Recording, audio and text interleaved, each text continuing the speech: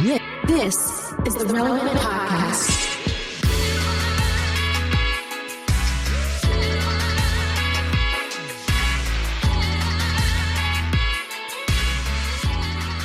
It's episode 1207, and it's the Relevant Podcast here in Orlando. I'm your host, Cameron Strang, and joining me from Loverland, Virginia, it's Jesse Carey. Hello, hello. From Nashville, it's artist, producer, mogul, Derek Miner. What's happening?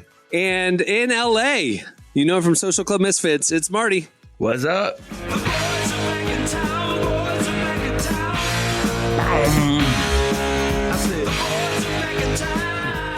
Emily is out of town today, so you are stuck with the boys. All right, boys, shirts off. It already smells like a locker room in here. Sorry, guys. Yeah. Smells like bacon. These episodes always come off the rails very, very quickly. Before we get there, Marty, it's been a while. How are things, man? I haven't seen you in a bit. Good to see your face. You as well. Sight for sore eyes, man. It's been a week. It's been a great week.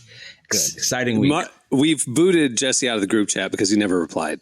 Yeah, I don't. But it's not personal. I don't. You didn't even know. I don't reply to any group chat. No. But I'm saying we booted you for your sake because we didn't want you to wake up to 183 messages. You know what I'm saying? Yeah. Because I know that might overwhelm you. You feel bad letting your friends down. We're not going to do that to you. Yeah. So we did it for you. But I'll tell you, the group chat has been going through it the last couple of weeks. So you asked Marty how he's doing. Buddy. I can answer for all of us. We all are having moments right now, and this week has just been crazy. Everybody's having moments. I'm glad. Well, hey, it's Friday. We made it this far. Yeah. Well, to the listeners is Tuesday. But I'm saying we're recording on Friday. I know I had my moment last Friday where I almost died moments before the podcast and calls. You did not almost die. Okay, first of all, let me address this. Okay, multiple car accidents. Emily and I did a debrief after your tale, your harrowing tale of being caught in a real life speed movie where you could not slow your car down. And you're talking about you're driving up into people's lawns and you're going around curves at full speed. You did not. You California crawled through a couple of stoplights and you took back streets to avoid red lights. No, but the way you tell it, all you had to do was pull the battery out the car. But the way you tell it, unforced error. I'm just saying. I'm telling you, I rehearsed the route later. Knowing like if I stop, and I took a different strategy, but there was one where it's a right turn at a stop sign, not a stop light, that you're going out into traffic. Right. And that was the scariest part. It was as I thought through it afterwards and rehearsed it just to be like, I wasn't thinking straight in the moment. I wasn't prepared for it. It doesn't matter. You can dismiss it. It was horrifying. And you guys are lucky I made it that far. Yeah. But anyway, I'm glad to see all of you guys. I'm sorry that it's been a week for everyone. It's been a week, man. Can I tell you guys something that happened last night? Please do. I'll start. I think this will start the great conversation. So yesterday, going through it, I went to a parade in Orange County. It was great. It was a kids parade. I have a son. It's so fun when you have your kid now. Just a bunch of children walking down the street. What kind of parade is this? You know what? Actually, it's not a parade because it used to be a parade. Have you ever been to a parade?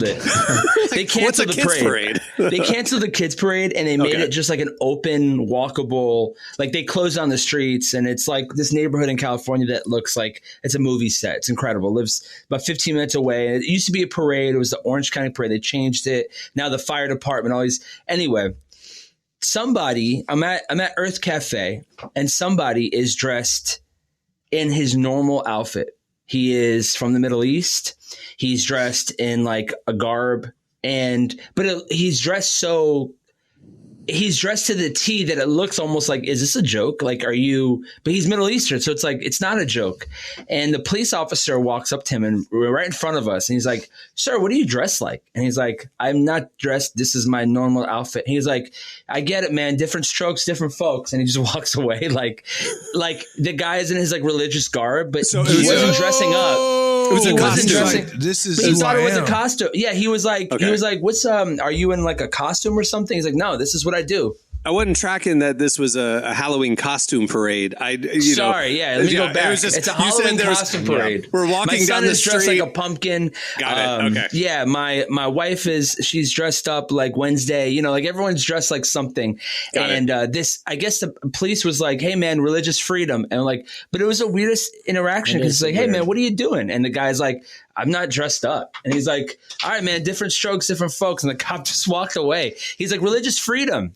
But I was thinking to myself, like, that's just a crazy thing to say to somebody in their like actual outfit. Like, it's called America. Yeah, America. That's America. That's when you take the cop off. was Asian of all. Like, you know, it's just like so many things are happening. You're like, what's going? Ironically, it wasn't But ironically, that wasn't an actual cop. It was just a guy who's being a cop. Just a guy dressed. An Asian guy dressed as a cop. Got it. Okay. The cop was actually dressed up, and he wasn't even a real cop. No, that's when the story gets crazier. You know? The cop was dressed as a ghost, and the Asian guy was dressed as a cop.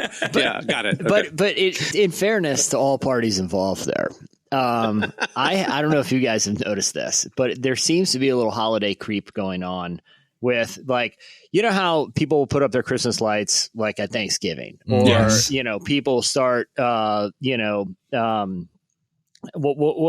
of July, like everything gets very patriotic now, like late June, like you know, holidays are getting earlier and earlier.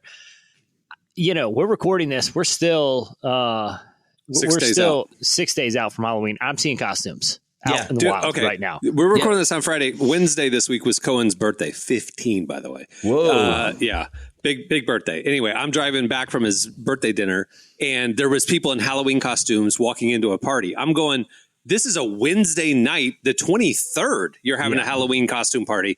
Obviously, when you go downtown, whatever weekend is closest to Halloween, all the kids going to clubs and stuff are dressed in costumes. The Magic game closest to the Halloween, you're going to be in costumes. That's fine. But why are you randomly throwing a costume party 8 days early? Because they bought their costume in August. Okay, they just got to get got it. That's a Larry David skit. They have Christmas lights are up in Nashville right now. There's some Christmas lights that are up in Nashville right now. They're like the Christmas section. I went to Lowe's yesterday because, you know, the remodel and to get something simple, and they're full in Christmas. Like the Halloween stuff is gone almost. Like it's just a little bit left. I mean, it's 5, 6, 7 rows of Christmas stuff now. It's gotten out of control too, because like I do feel like you know, it's out of control because we're recording on like a Friday morning right now before Halloween. So Saturday, I don't mind seeing them out in the wild. Sure. I was at the gym early this morning. There's Captain America working out. Okay, someone's dressed like Liu Kang and he's working out in a very uncomfortable Captain America, and it's like I don't know if that's necessary. Like I could see going to the gym maybe Halloween morning, right? I blame this on TikTok, bro. But we're like a week out. TikTok's fault. Well. I do have you guys picked out your Halloween? Like, are you guys going to any parties or anything that's going to require you to dress up? I'm dressing up as a black man. I'm dressing up as a Middle Eastern man. So I'm dressing up as an Asian cop. No, I used to throw huge Halloween parties at my house. Like 600 people would show up, DJs, open milkshake stands all over the place. And when I moved to this house, I became an introvert. And so we would take Cohen around the neighborhood and whatever. But this year he's older, right? So he wants me to take him to his friend's neighborhood and just drop him off. So my costume is dad dropping off a 15-year-old. So that's my costume. So there's no parties or anything that you guys got your. I mean, he's doing so. I'm not. What are you guys? We don't celebrate the Devil's Night in my house. Yes, right. Holy Ghost, Weenie Rose, harvest parties. That's it. Trunk or treat. I got a whole lineup of. I got a carnival one night. Wait, carnival or carnival? Pumpkin carving. It's a pumpkin carving. I've never heard that word in my life. Me either. I got Halloween. I got 2 Halloween parties this weekend. Everyone's, you know, you gotta get your costumes in rotation. You know, but you know, my go-to if I had to have a costume is our flight suit from Space Camp. I would just did that on. 1 year. I did that 1 year, and I had a Nerf gun. I put Space Force. We're gonna be Emily and Mark from Emily in Paris. Are you?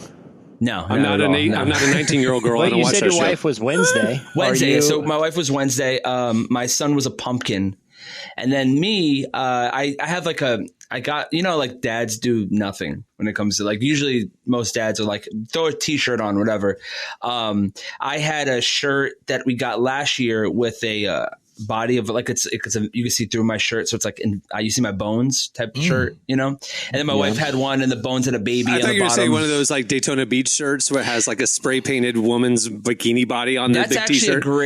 That's actually a great. I would rock that too. But like honestly, I thought know it was that like sheer. I thought it was like a black sheer thing. Have you guys ever seen Night at the Roxbury? He's walking around in mesh like a Rocky Horror Picture Show. Baby Don't Hurt Me. It plays when I walk in. No, actually, believe it or not, Jesse, just to add to the confusion of this conversation, I put up my Christmas tree with my family on Sunday. Last Sunday. No. Yeah, because Last Sunday. Last like 5 days, like 6-7 days ago, we put up the tree already because I was home visiting my parents and they were like, you know what? It's a lot of work. And the tree is like 13 feet high and you have to get these boxes out of the garage. Can you start doing that for us? And then one thing led to another and my Christmas tree is up now. Your family is rich. And my family is rich. And my parents hire people to do all that stuff. Why did they make you do it? Well, they're not, because they're still young and they want to go on the ladder.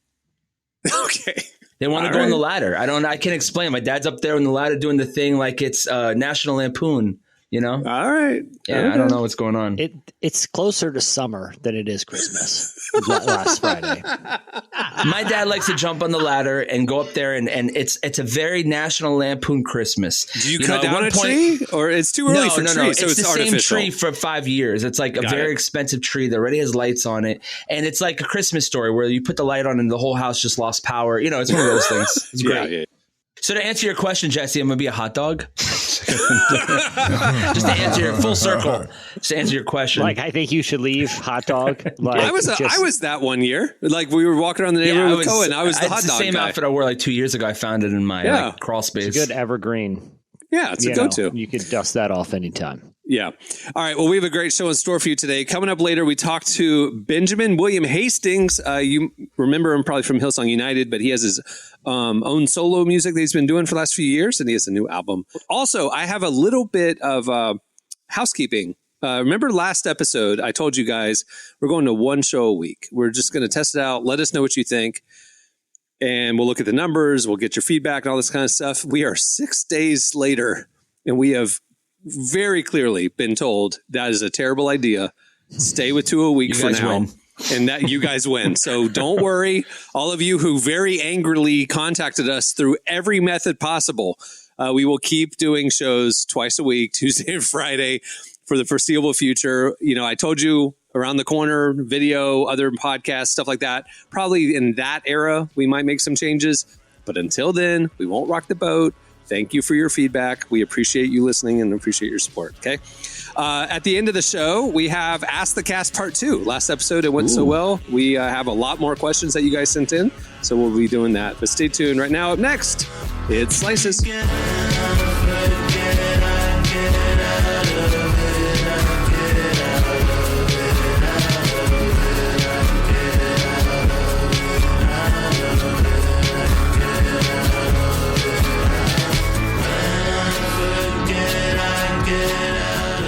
You're listening to Billy Lemos, Binky, and Squib. The song is Angel. It's a real. You just read my mind. It's a real song. I can see y'all's faces. And you're like, that's not real. It's real. I'm telling you. and Squidworth.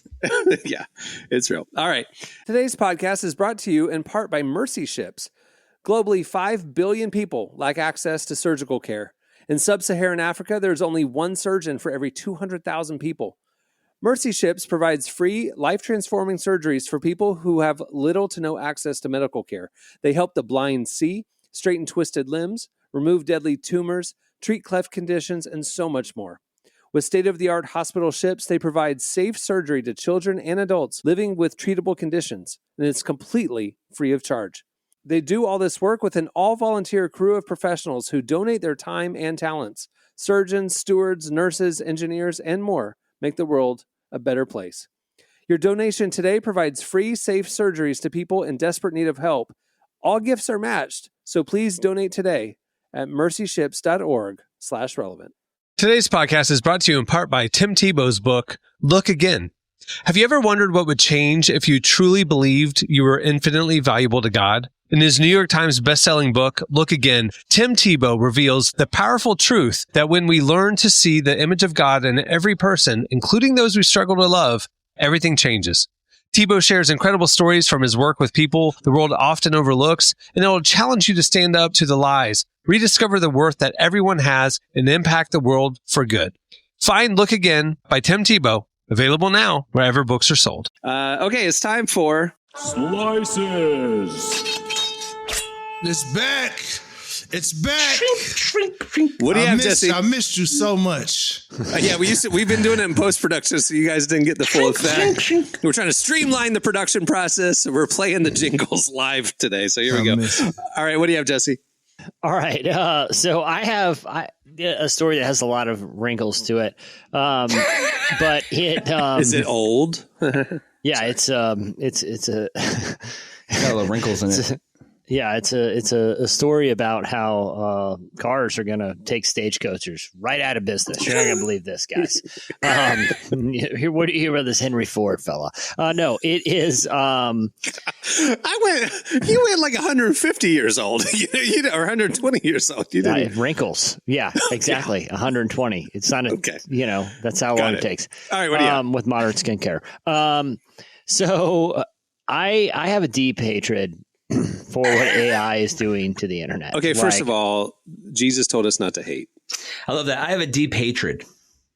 Well, he tells us not to hate people. I can hate artificial intelligence. I don't want to. You shouldn't have hate in your heart. It's not about the mark of the beast he hates. It's your heart condition. You shouldn't. I would say hate. I'm severely annoyed with what AI is doing to the internet. Right? Like I don't oppose it philosophically. Right? Okay. I don't have any like principled stand against AI. I just hate its practical, like what it's doing right now. Right? Like there's so much of what you come across that's just AI garbage right now. Like.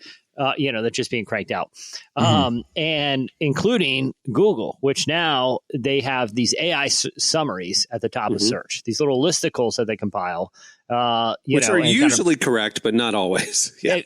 Precisely. And because one of the problems with AI is it's at this point easily, well, I don't know if it's easily, but it can be manipulated.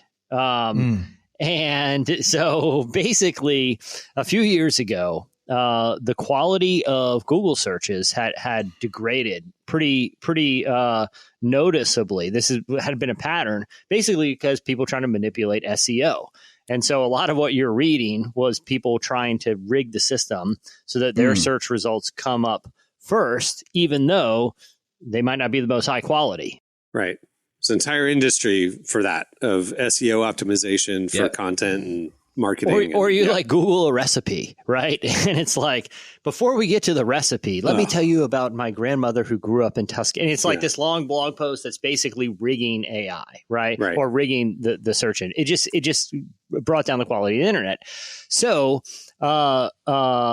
Google noticed that a lot of people were including the word Reddit after their Google search. Yes. So because they could just go to a Reddit thread that would have the answer to their question from an actual human and not some site that was rigging it for SEO. So if I would look up the same recipe, like meatloaf recipe Reddit, I could go to a Reddit thread and it would just have all these meatloaf recipes right there for me, or an answer from crowdsource. So earlier this year, Google actually started a licensing deal with Reddit where it could scrape its content. It was like a $60 million deal. So now Reddit is informing a lot of Google searches because it's made by people that aren't incentivized by manipulating SEO. But people have started, now that search is doing these AI generated summaries, people have realized a lot of those summaries are coming from Reddit threads in real time. And so what is happening in some major cities, they first noticed this in London, but in other cities, people have their favorite restaurants they notice were getting kind of overtaken by tourists almost overnight. And what they realized is people were searching for like best restaurants in London, and their favorite local places or being at the top of these listicles because someone on Instagram posted it or someone here. So people are now in these big cities where they feel like their favorite places are being taken over by tourists with long lines and kind of degrading the quality of the experience, are making Reddit threads saying the best restaurants in their town and are raving about ones that are terrible. So that's incredible. That's incredible. That's great. So now the Google AI. So now the Google AI scrapes Reddit and see those are the most recent, and everyone's upvoting them, and that goes to the top of the listicle. That's great, and it's worked. But here's what I found most interesting. Here's another wrinkle, right? You already got a couple. You got SEO, you got AI. You got people on Reddit. This summer, the Federal Trade Commission announced a rule that prohibits the creation, purchase, and distribution of fake reviews and testimonials. This is positive or negative. So basically, a business cannot create, sell, or procure reviews online. Like you can't go and pay people to positively review a restaurant on Yelp or give your opponent a negative review. If you're caught, you can get like a $50,000 fine. But like Amazon does that all the time. Golly. But now there's a law of prohibiting it. Is it just restaurants or like any products and stuff? Any business that is caught doing this is now subject. I was researching. I told you I got the like pool robot vacuum thing, and I'm telling you, I heavy review, stuff, and all the best reviews. You dig, you can figure out that the product was given to the reviewer for free for the review, which of course was glowing. Well, so you're saying that's illegal now? As of August 2024. So, I mean, this is weeks old law. Because you told me when I was talking about that robot stuff, you're like, dude, don't go the 5-star reviews. You got to go the 1-star reviews. And I'll tell you, it was completely accurate. I returned 3 of those vacuums because they were terrible. And then when I read the 1-star reviews afterwards, they were like, they said the exact thing that happened to me. Exactly. So it's like never start with a 5 because people pay for 5s. They don't pay for 1s. But not anymore. They can't. You just said. Yeah. So there's a new law, and it's obviously I don't know how the means of I don't know what the means of enforcement are, but this is the new FTC law, and it just passed in August. So this is literally a few weeks old here. But I kind of was thinking about, well, what about the people posting these fake? They're not being paid to do it on Reddit. Right. But they're doing it with the intentionality of posting a fake review to manipulate AI. But it's like Reddit's being paid, though, for that content. Yeah. But so the user Reddit posting liable? exactly. That's what I'm saying. It opens up a whole can of worms. And it's like, if it wasn't for AI, this would not be like these dumb summaries. Like we had already figured out SEO. People would just go to message. Now even everything is just getting this tangled hairball of manipulation, making all this stuff that's supposed to make the internet more usable is just making it more unusable. It's funny. My wife does social media for companies, and it's like a little influencer situation, which is makeup. It's very specific. And a lot of the new sites that are coming out, the reviews you get paid to do reviews, but they're actual physical reviews. So like you're physically using the product, showing it, opening, like you have to have this level of honesty to be a part of these new companies that are selling product and stuff. So I do notice that there are companies that are trying to fight against this. Like the newer companies are like, hey, there's a business opportunity here for me to make something that people could feel like real people are reviewing a product. But it's true, like Cameron said, like there's so many products I've got off Amazon where I'm like, this and what I saw are two different things. Like the toy that I got for my son and the toy that I was given are two different things. So there are what about these TikTok? new things coming out. The TikTok shop and the TikTok influencers selling and hawking stuff all the time off TikTok. And yeah, you're right. I just bought a hoodie. I'm going to see how it goes. I bought a few things that were like, hey, this will, whether it's supplement or it's a whatever that'll help this, that, whatever. And you get it. And it's like, this is a placebo. This is nothing. It's not my sex drive is normal. What the heck? Just kidding. But for real, I just bought a couple things on TikTok shop, and I'm going to see what's going to happen. I'm going to do a live review on the show. But yeah, it's crazy that's happening. Yeah. I bought a hoodie and I bought a video game machine that actually works pretty great. There's some, there's kinks in it that don't work, but it's TikTok all shop. of this is just Temu reskinned. It is. You're right, bro. It's really a sad situation. It's literally just Temu reskinned everywhere. Derek's dead on. The TikTok shop is an upcharged. It's Temu. Alibaba. They're literally totally getting the product from Temu or Alibaba and just marking it up. If you see something you like on TikTok shop, just go to Temu.com and it's there. Bro. I guarantee it. Just go on Amazon. You go to Amazon, you'll see the same product. Like everybody, it's just who has a better price. Dude, Amazon's terrible. Like I was looking for an adapter and I went to Amazon, it's $30. I went on Temu and it was the exact same thing and it was like $3 or $4. Oh, wow. Yeah. Dude, you just, I'm not saying everybody's going to have a great experience on Temu, but do your research. I mean, if it was made in China, you're overpaying if you're not buying it from Alibaba or Temu. That's what I was going to say. It's like a lot of these Amazon stores they were just the first to get stuff from Alibaba and 100%. Temu or DHgate, and then they upcharged us stupid Americans. It's like, but now, look, China was like, look, cut out the middleman, get it directly from the plug. So I'm like, 100%. Look, if I'm going to get something that's going to fall apart in a month, I'm not going to pay the upcharge. I'm not paying no tariffs. I'm sorry. It is what it is, bro. some drop shipper. It is what it is. I'm getting it straight from the plug. I want my well, here's the other thing. But the other thing with AI too is like people still maybe we take for granted because I feel like all four of us are reasonably tech savvy here. But like I don't want to even give too many details but I saw a video of one of the two presidential candidates making the rounds among some influential Christian leaders this week on it. And all you had to do was look at the hands and quickly realize, well, that person only has 3 fingers for a moment, or one finger is absurdly long as they're, and it's like, but they're just sharing it as if this proves my point about this person. And it's like, dude, that is deception. Sorry. Like, and you're complicit if you didn't take the time to look at obvious signs of that this isn't real. Like people just have to know this is the new world you live in before you share something. I think even if you can't fact check everything or community note it, at least see if this video is AI or not. The boomers are falling for it. You know that, right? Like my mom falls for that all the time. And I'm like, Mom, literally look at the guy's hand. It's like there's 15 fingers on it. And she's like, oh, I didn't see that. My mom falls for that all the time. She thought that Trump was really saving people in the water, but it was AI walking through.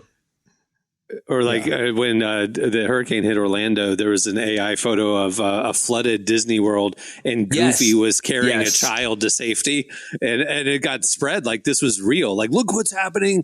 Everybody knew. Like, Disney turns its back on God, and it got flooded, and it's like that's completely fake. Anyway, all right, what do you have, Derek? Well, we talked about those Halloween parties that Jesse's about to go to. Mm-hmm. Everybody's about to partake in. And there's a study that just came out. If you're in Australia, I would say make sure you don't eat anything when you go to these parties because it's 19% of people don't wash their hands after they use the bathroom. And in this study, wait a second, they said that 19% of people surveyed in the survey said that they don't wash their hands after they go to the toilet. And then another 50% of them said that they're not washing their hands all the time before they handle food. The younger you get, the less you wash your hands as well. So this makes me not want to ever eat out again, especially if I go to Australia. Like, this is terrible. I saw this too, and I was reading it. And as I was reading, I was like, man, these people are disgusting. And I was eating like one of those. You're at Chipotle. It was one of those like bars that's like 3 eggs and 2 almonds, or I can't remember what they're called. You know what I'm talking about, the little breakfast bar things. Yeah, I love those. I just ate one. And I'm eating it, and anyone who's eaten those knows that the texture, they're so like compact that like it's this really like tough texture that you can't just gnaw into it or it's gonna be in your teeth all day. You have to break it up and then kind of eat it. It's just the nature of those things. And I'm like, who are these disgusting people? And I'm literally breaking a bar with my bare hand. And I was like, I didn't wash my hands before I started eating this. So disgusting people. Yeah. Nah, but so I'm trolling a little bit because the survey was only 1,200 people. So it's not everybody in Australia that's like that. But here's the thing. we got science that's going to tell us a whole bunch of different stuff. You got science that's going to tell you about gender, religion, all this stuff. Listen, do not redo the science with washing your hands, dog. We not finna do that, y'all. Wash your hands, y'all nasty. I agree. If you wiping your booty and you ain't washing your hands afterwards, you're nasty. Yeah. If you prepare people food and you ain't washing, a problem there. Listen, if you want to take booty flakes and put them on your food before you, it's fine. It's your food. But when you prepare food for other people, we don't want the leftover booty flakes off. Boys are back. We don't want the leftover booty flakes from the toilet paper. You know what I'm saying? Please wash your hands. This is a very male show. Thank you, Emily. The fact that booty flakes was uttered on this episode. Thank you. All right, Emily, what do you have, Marty? This was for you. All right. What's up, guys? So here's my slice. So Gen Z does not want to see sex anymore in movies. They don't want to see any type of romance. Actually, they're calling it no-mance. Have you guys heard about this? No, this is crazy. Put me on. No, we posted it this week. It's crazy. Tell them, Marty. And I will. Okay, so they did a survey, 14 to 24-year-olds, and 63% of them said we do not want any level of romance. We just want the story. We want, which is totally contradictory to everything every generation has ever made. Everything has always been centered around love interest. But Gen Z does not want any type of love. They don't want sex scenes, which is funny because this weekend I was at my parents' house. We were doing that Christmas tree, and my mom loves the Lifetime Network. I don't know about anybody out there. She loves the Lifetime Network. It's such a funny thing. She loves it. And they have the same rule. No kissing, no touching, no. They just like heavy flirting, and then that's it. So we saw this movie called Three Wise Men and a Baby, and there was no love interest for any of the characters. Very interesting to start to see that. But you know, I could say if you are over 26 years old, there could have been a moment in your life where you saw a movie with your parents and there was a sex scene, and you felt like, kill me right now. Laura, take me right now. It's so awkward. I watched Titanic in the theater with my dad. Yeah, but I think that's French the girl thing. scene. It was like, Titanic? he pay me like your French girls, and he like paints her, and there's a topless. He draws a scene. stick figure. You know, and it's like just the topless scene. I was like 16 or whatever, and it's like I'm still scarred by it. Do you think this has more to do with Gen Z ethics or the housing market, and more young people in that generation are living at home and just want to avoid that? I think there's something in there, Jesse. I know that you have these wild takes, but okay. So, but there was like experts talking about this in the article, and like one of them says like, well, that doesn't make sense because the two biggest shows among Gen Z are like Emily in Paris and The Sex Lives of College Girls. Yeah, and the expert was saying they're big because there's no other options. There's absolutely nothing else left. This is that's the number one show. We don't want this. We're watching it because it's all you're giving us, but we don't want this. Give us stuff that's platonic. It's friendship. It's not based around sex. And it's like, I think Hollywood needs to listen. So, yeah, and I'll be honest with you, end it here. But I mean, I have seen Emily in Paris and my wife, unfortunately. But watching the show, it's one of those shows where it's so mindless that you could put it on and you could watch it anytime, and you're like, I like it. It's good because it's like it's always happy. There is an element of the show where you could just play that show, and you won't see any sex, and you just see like talking, and it's like flirtatious and maybe kissing, but Gen Z doesn't even want kissing. Right. They don't want any type of, they just want platonic they want other friendships. Stories. That's it. Yeah. It's because they're inundated with cheeks everywhere with no good stories. Like, that's what I think. It's just like, there's no actual good stories. Like, we grew up, like, think about this. Only thing that's happening is they're remaking all of the dope stuff from our childhood. You know, and then they're sexualizing it or updating it. And it's just like, I think these kids are just like, dog, can we just get an actual album or movie or a television show that has a real plot line and not just cheeks? Say this. Listen to this. You're talking about music. Think about music right now. Everything is either angry or about sex. That's it. You're right. There's no love songs anymore. You're right. There's no boys are back in town songs anymore. Right. There's I got to make that song. You know what I'm saying? Like the music has gotten so sexualized, and that's all they've known for the last 15, 20 years. Yeah. I think they're just over it. Right. Can we have a break, please? Tell us something else. Give me a story. Tell me a story I've never heard before. Right. True. All right. Well, there you go. No more sex in movies. Okay. That'll do it for Slices. Make sure to check out relevantmagazine.com every day. We're covering the intersection of faith and culture and all that stuff. Stay tuned. Up next, Benjamin William Hastings joins us.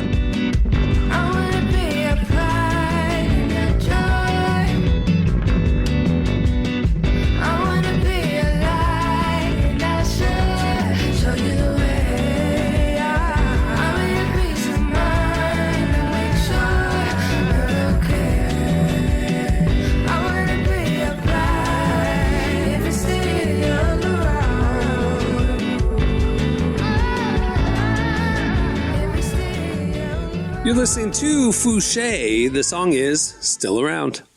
Today's podcast is brought to you in part by John Mark Comer's book, Garden City, a book that speaks to the tension we all feel between work, rest, and purpose. The New York Times bestselling author John Mark Comer takes us to the scriptures to identify what it really means to be human and flips the script on the idea that who you are matters, not what you do.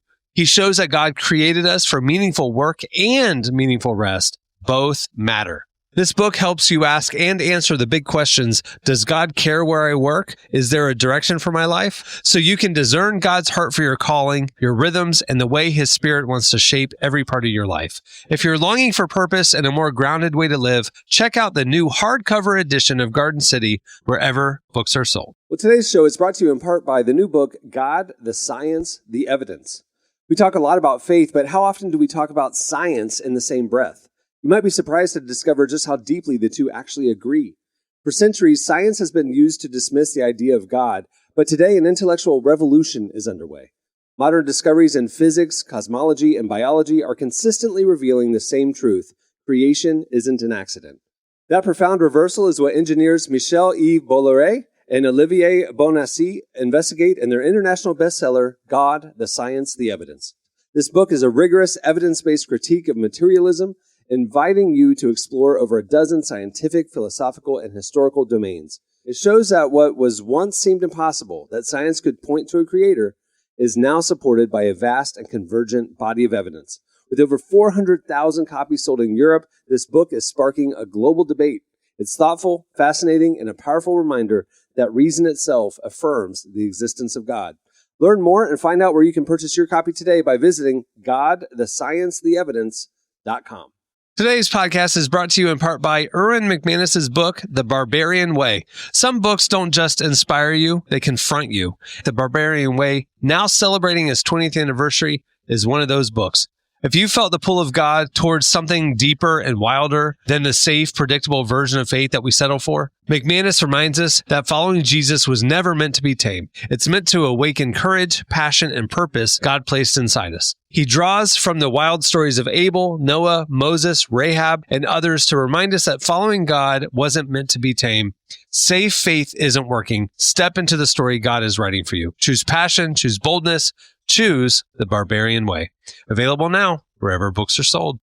Well, our guest today is Benjamin William Hastings. You know him from his years as a worship artist with Hillsong United, but he's been releasing solo music on his own for the last few years. In that time, he's also gone through the process of a recovering deconstructionist, as he calls it. He opened up to us about the wrestling season he's been in, how he found the answers he's been searching for, and what that means for his career as a musician. Here's our conversation with Benjamin William Hastings. Oh, what a friend I found in Jesus. Oh, what a hope I have in my Savior's love. You've shared that this album was written during a season of wrestling, and I'd really love to know, what were you wrestling with? I think in the first record you kind of see that a lot. I'm very openly kind of wrestling with faith and God, and I guess my position in the fact that I kind of do faith as a job. It's like a strange, the whole thing is kind of a bizarre place to live, especially when you're kind of really struggling and wrestling through that and having doubts and confusions about God and these big questions about the Bible. And so the first record was really written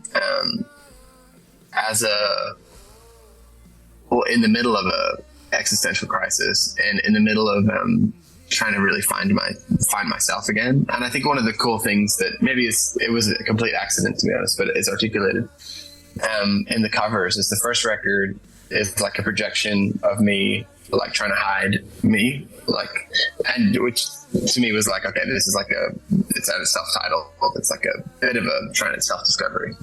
Whereas this is a projection of Jesus beside me, and which really I think articulates it. It's like this was the record where I was like, no, this is an exploration into Jesus and his significance in my life, his significance, I think, culturally, because that was kind of where I got to. I think that was where the shift happened, was when I put all these I didn't put the doubts or questions aside. I think I still, I think some of them have kind of found answers. Some of them I'm okay living with the question marks, but I think the perspective changed when I was able to be like, see the inherent Amazing positive that it is to follow Jesus, how rich even just the life lessons there are in his teachings and as an example, in his ultimate demonstration of sacrifice, and how much we can learn about that. Obviously there's the story of that and the cross and the meta story, but even just on a day-to-day basis, the idea of sacrifice and continually sacrificing and putting your own needs behind the needs of the community, being willing to stare down death or stare down the worst possible evil in the face and stand up to it. I think there's so much just in these themes of Jesus that are so valuable even at a baseline level that I was that's worth kind of giving my life for it regardless while I figure out all this other stuff. Does that make sense? So that was kind of what I guess started, that was maybe the turning of the ship, I guess, or that kind of moment. And there's a song that will come out on the latter kind of works where I explain that, and it was really written pretty much within days of that kind of revelation, and it's called I Think I Still Love Jesus. But yeah, which at one point I was going to call that was going to be the title of this record, and then the label was I think that's a bad idea. but you never know about the title of the next thing. But that was really in that song I kind of uncover a lot of that kind of turning point. So I'm excited to show my work, essentially. Thinking I knew about freedom with chains on my feet. When you released your album, you shared a little announcement about it and the process writing it, and you called yourself a recovering deconstructionist. Can you unpack that phrase for me? What does that look like exactly? Well, I think that I've always found the interesting thing about deconstruction, especially people's critique of deconstruction, is that there seems to be a lot of especially in the evangelical church, a lot of shame or negative connotations put around the idea of deconstruction. I understand that it's kind of scary. It's scary for pastors that people are leaving or whatever, but at the end of the day, no one's willingly knocking down a perfectly good house. If you're already living in something that is working, we tend not to change things that are working, if anything, we tend to get something has to really start breaking for us to actually pay attention. I know my car, the lights are coming up all the time, but it's not until I'm pulled over on the side of the road that I'm I should probably call a mechanic. So I don't think anyone is willingly tearing down something that's working. I think it's the bricks are already crumbling when you realize that hey, this isn't working. And it's not saying that it's actually nothing to do with the church community. It's nothing to do with all these things. It's to do with the framework, and we all have slightly different ones. in which we have like built our theology upon, like our worldview, which also includes a bunch of other things. But this kind of worldview, this way that I saw God, this kind of this framework at which I built all that on, I realized just wasn't cutting it. It wasn't. It was falling apart really, and that was being exposed by these kind of like these doubts and these questions. Because when I really got to the bottom of it, the problems weren't with God; they were with my interpretation of, say, certain things in the Bible that I was like, I needed to work like this, or it's been a pillar, it's been a cornerstone of my faith that it works like this. And then you kind of have some of these revelations like, well, maybe actually that works like that. But then like, oh wait, is the whole house kind of stable anymore? Like, can I keep building on, or do I need to rejig things? And so, and that's the scary also part about like the deconstruction, is that once you start tearing it down, there is actually no, it's really hard to build it back up, and you got to really fight to kind of rebuild it and rebuild it right. It's kind of tempting to just kind of do the thing you did before because you're confused and lost and it's easier. But it takes a lot of time and work to kind of rebuild it properly. And I think I'm probably still in that process, but I think somewhere between the two albums, maybe at the end of the last one, or it was like a bit of a foundation laid where I was like, okay, I can build on this again. And I think that probably was the Jesus thing. But yeah, I wouldn't, so that's what I'm saying. I wouldn't encourage anyone to just randomly start questioning everything. But I do think if it's already there, you have to attend to it. And if you pretend like it's not there, it's not going to work. You'll burn out. And I think the sad thing is a lot of people end up leaving and walking away from God because they think they see the things that maybe aren't working anymore in the framework, and they just assume that means, okay, cool, well, God's not real, or that whole thing was a lie, or whatever. When I think the reality is it's often, it just requires us to that's kind of like what is it Paul said about like when you're a child, you it's like milk and then you need bread at some point, and then like I do think it's kind of like that in the evolution of our faith. There do needs to be growth and kind of like the tearing down and the rebuilding, like time and time again, in order to keep in order to keep finding more of God and discovering him more and being able to like I can now with my dad, I can have conversations with him that I couldn't have had as an 8-year-old, that wouldn't have been appropriate to have as an 8-year-old, and beyond that they would have all gone over my head. But now we can have a whole different kind of level of conversation because there's a maturity and there's a growth there. And I think similarly with God, I think we need to have that kind of or we don't need to, but I think we're maybe missing stuff if we're not willing to like grow, and that comes with growing pain.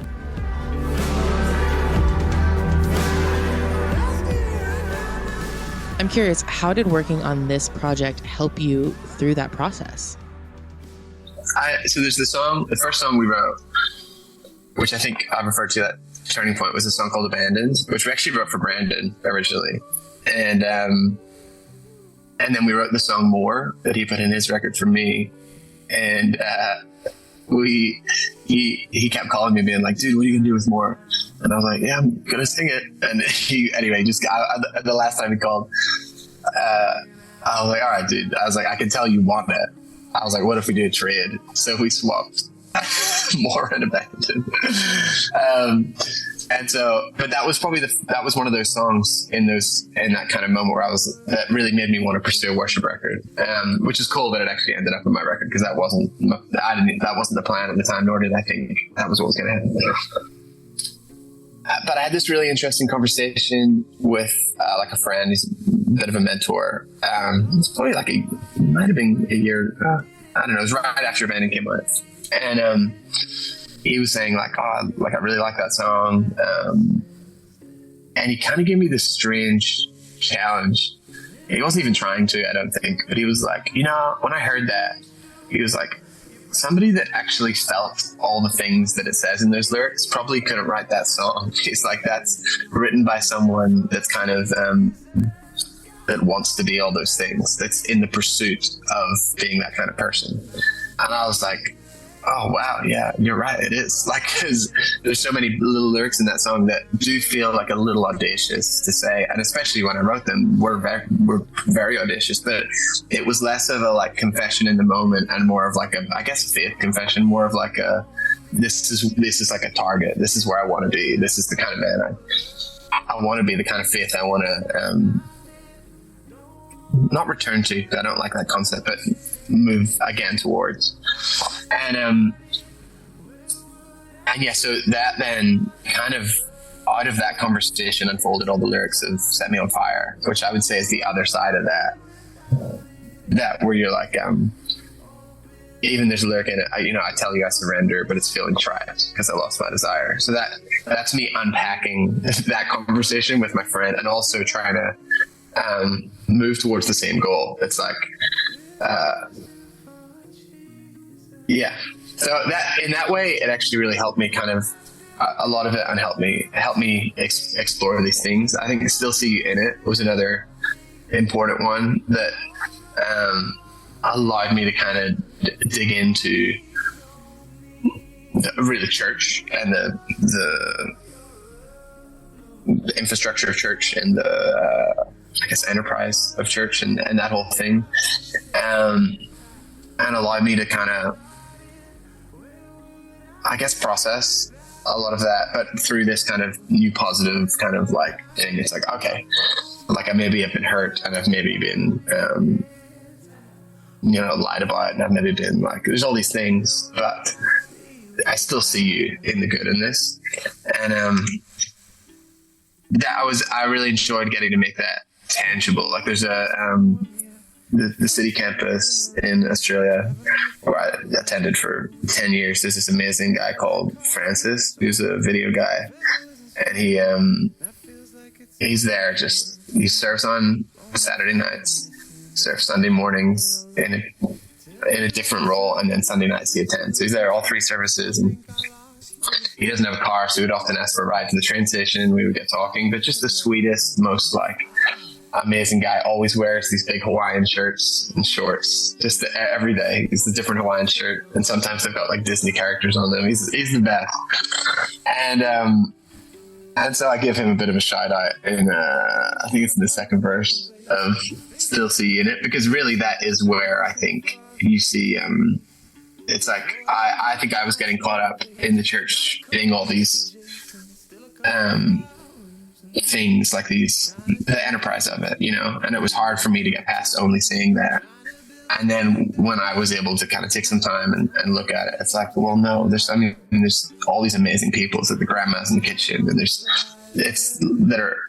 is what church is. This is the beauty of it. And I just got so caught up in, the machine of it that I lost sight, I think, of so many of those beautiful details. And sometimes it takes time to see beauty again. I think to see the good in any kind of relationship, once it ends, it's like you maybe see the bad for a minute, and then you're like, actually, no, that was mostly good. It's just I was just hurt for a second. So set me on fire, set me on fire. Set me on fire, set me on fire.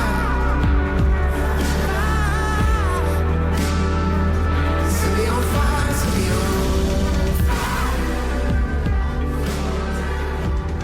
That was Benjamin William Hastings. Make sure to check out his new album, Sold Out Sincerely. It's out now. Up next, we've got Ask the Cast. I need a little bit of love in my heart. Doesn't have to be the baddest part. No way. Just enough to get me through to the break of day. I feel a little bit alone in the dark.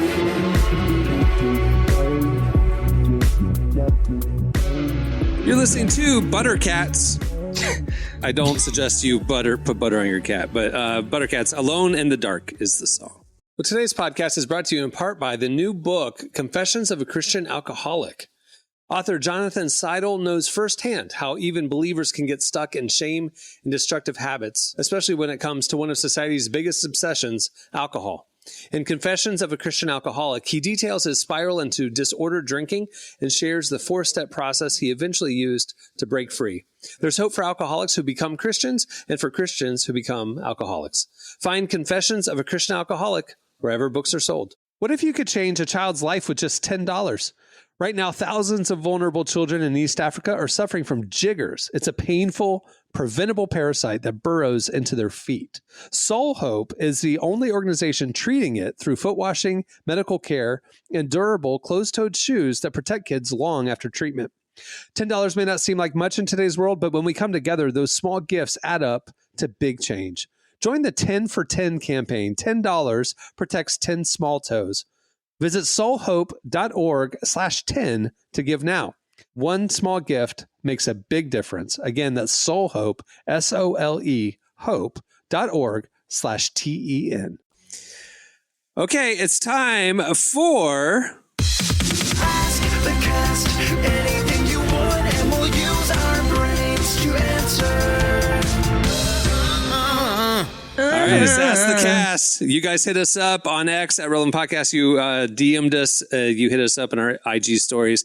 And you asked us life advice stuff because we are the most qualified group of 4 males to give you good life advice. Yes, we here, are. I shared the document with the guys. I have no idea which ones they're going to choose, but here we go. Kick it off, Jesse. All right. If you could create a new holiday, what would it be called and how could we celebrate grab that. it? You know, I've thought about this, and I think one thing that the world just needs to celebrate is great storytelling through movies. I think the world just needs a movie day, and how you celebrate is that everyone stays home that day and you just kick back and watch movies. That's great. I love that. I love that. That idea has 100% approval rating. No one's saying. And you can make up a reason we're doing it. You know, we there's this art form that doesn't get enough. No one cares. I mean, it's we could co-opt like President's Day or something because like obviously we killed off Columbus Day. Now it's Indigenous Peoples Day. Let's kill off President's Day and make it movie day. Let's do it. President's Day. Why we don't care? We exactly. This is. Listen, y'all know I'm not the most patriotic person on the chat, but I don't think we need to kill off President's Day. We got July 4th with movie day. We got July 4th. But okay, let's keep President's Day. I don't Let's care. keep All the bank President's Day, holiday, all the bankers who keep bank holidays, they'll appreciate it. But I'm just saying, if you had a holiday and the way you celebrate it is everyone just stays home and watches movies all day, it wouldn't make you feel bad for taking a day off and just doing nothing but watching movies. It's called Christmas Eve is what it's called. Yeah, it's got to be in the cold months. But you don't get together with cuddle family. Up and you don't get together. There's no travel on this day. This is you can celebrate by yourself and it's perfectly acceptable. Unlike unlike. Are you thinking it's like fall crisp outside, or is it like dead of winter? Nothing else is going on, so we're going to stay in and do this. I think it's just before spring. I think it's just before you're wanting to get outside. So it's a February one. We got Valentine's Day. So you want to do it like but there's a lot of social 28th? Obligations. February 28th, movie day. Movie day. Okay, done. And we could get rid of Valentine's Day and just call it Netflix and Chill Day. Done. I'm cool with that. I'm cool with that. Yeah. I'm cool with that. I like it. Okay. Ryan Fisher said, "What's the weirdest inspiration that I've ever gotten for a song?" And the song, yeah, he said this to you. Yeah, it was like at Derek Went. Yeah. And this song hasn't came out yet, but you all know I was in a large battle with my HOA. And with me battling my HOA, it got me into gardening on accident. So I wrote a song kind of based on the idea of fighting these weeds and how you have to get to the root of an issue to actually overcome it. So that's kind of you doing a gardening analogy in the song that you're working on? No, it's not a gardening analogy. He said inspiration. So it inspired me to understand like you got to get to the root of an issue to actually get rid of it. Otherwise, you're just treating like the symptoms and what's on the surface is going to come right back. So there you go. I don't know. Do you guys watch? That made me think. Do you guys watch Detroiters, the show with Tim Robinson and Sam Richardson? Yes. It's now on Netflix. Yeah, I just watched the episode last night where they're hanging out with this like Motown legend who wrote a song called "Ocean of Tears," and the lyrics of the song are about this dramatic romantic scenario, and they ask him, "Do you guys want to hear the story of how I wrote it?" And they're like, "Oh my gosh, we get the real story." And the guy's inspiration, he goes, "Well, I thought about a guy who cried so much that the ocean, the fish and everything were swimming in his tears." And they're like, "Well, what?" Oh. He's like, "No, that's the story." Like, we got to be honest, that's not a great story. Yeah. Anyway, go ahead. Sorry. You'd be completely underwhelmed by some of the things that artists use as muses for their music. You'd be totally underwhelmed. People always ask me, like, what's the inspiration? I'm like, I never have. I just walk and I say whatever I want on the song. Obviously, you could tell, but like, I literally say whatever I want and hopefully try at the end to be like, this is a song about prayer, but it's not. It's absolutely not. It's just like a random thought that I saw on a t-shirt that just started out cool. As here's a good one. What's the most ridiculous thing you've ever done to get out of an awkward social situation?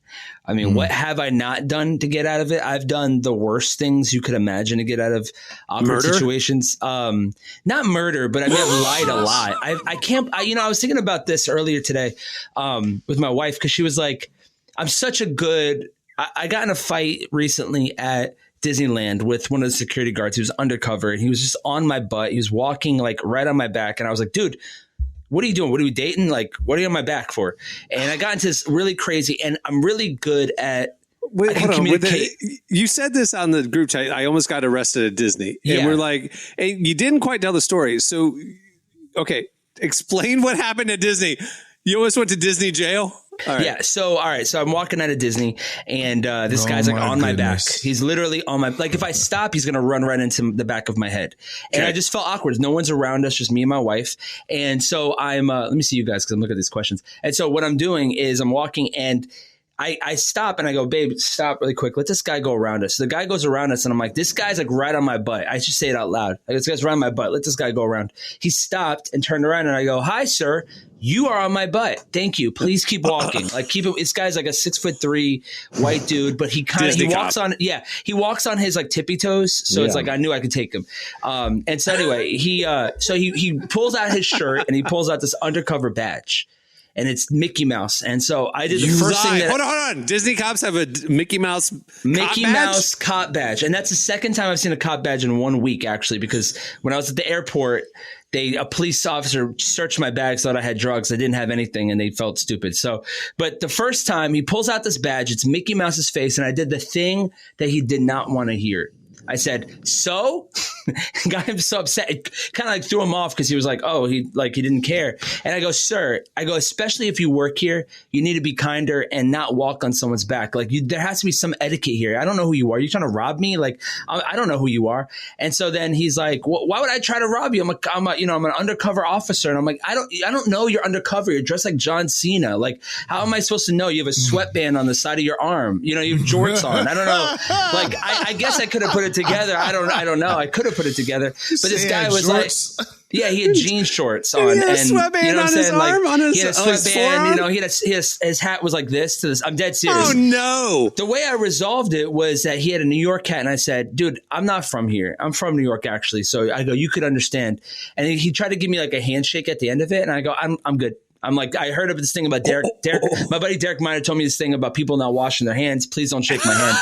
And so he just kind of stuck his hand out there, and I was like, worst. Yeah. They never wash. Apparently, he's like, trust me, I just ate a granola bar. It's fine. Yeah, apparently, like, Disney cops are very kind. They're very good. I don't want to like disparage anybody. But one of the things I said that was like really awkward was like, I was like, I have to go to the bathroom. You're in my way. Like, you just lie. And it's just one of those things. Yeah. The bathroom excuse has been really one of my best, just adding on gone to the, but using bathroom, I said my parents have gotten divorced. They never got divorced. I've gotten out of a lot of things, just lying and using excuse. That was in school though. Just to be last episode, Emily told us that she lies to get out of like subscriptions. She'll call up and be like, I lost my job. I can't afford this anymore to get out of a subscription that she couldn't. She's doing it at work. She's doing it at work. We gave her a hard time about lying. You're sitting here next episode talking about lying to get out of stuff. Guys, really, honestly, I'm pretty sure every person listening has lied to get out, especially with cops. We all have said something. There's no shame in it. You're making everything. Let me dig both feet in the ground. We all have done this. I'm just the one who's vocal about it. I've never lied to a Disney cop. I've never lied to a cop. Yeah. I've lied to a cop. I've been like, I have to go to the bathroom. And I'm sorry, I'm racing. I'm going 65 and a 50 and I have to go to the bathroom. And the cop was like, okay, well, why are you going 65? And it didn't work, but I don't know why I lied. I don't know. All right, listen, we ran out of time. There are a lot more that you guys sent in, but Marty's lying stories took over. Pray for us. Okay. Pray for the relevant podcast team. We need Jesus. Thank you, Lord. All right. Where's Benjamin Hastings when you need him? That'll do it for... Ask the cast anything you want, and we'll use our brains to answer. And we might lie to you. Don't believe nothing you heard. Well, before we wrap things up, I'm going to thank Benjamin William Hastings for joining us today. Make sure to check out his new album, Sold Out Sincerely, which is available now. Also, make sure to visit relevantmagazine.com every weekday, where we are covering the intersection of faith, culture, justice, and everything in between. A little something for everyone. If you want to make sure you don't miss out on our best content, sign up for our daily newsletter, where we send you our top 5 trending stories right to your inbox every weekday morning. Also, if you like the music on the show, check out our Heard on the Relevant Podcast playlist on Spotify. We update it every week, or actually after every podcast. Speaking of every podcast, like I said earlier, we will be going back to 2 shows a week, every Tuesday and Friday. We heard you. We said, hey, we're in this with you. Tell us what you think. Numbers and your feedback told us go back to 2 a week. So that's what we're doing. We do have new stuff in the pipeline. We're excited about it. We're going to expand. We're going to give you more of what you want, different ways. But for now, while we're working on all that, 2 shows a week, like we've been doing every Tuesday and Friday. Make sure to subscribe, tell your friends, all the things, get word out. All right. On that note, we'll wrap it up. I'm Cameron Strang. I'm Jesse Carey. I'm Derek Miner. I'm Marty. We'll see you on Friday, because we're coming back to 2 a week, everybody. Woo! You bullied us. Okay.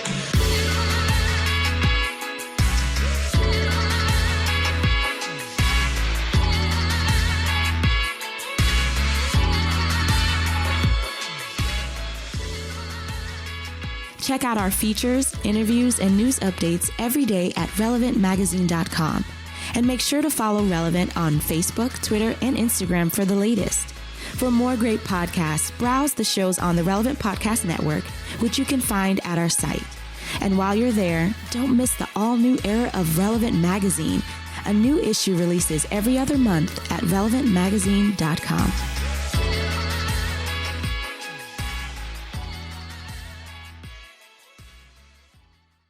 One finger is absurdly long.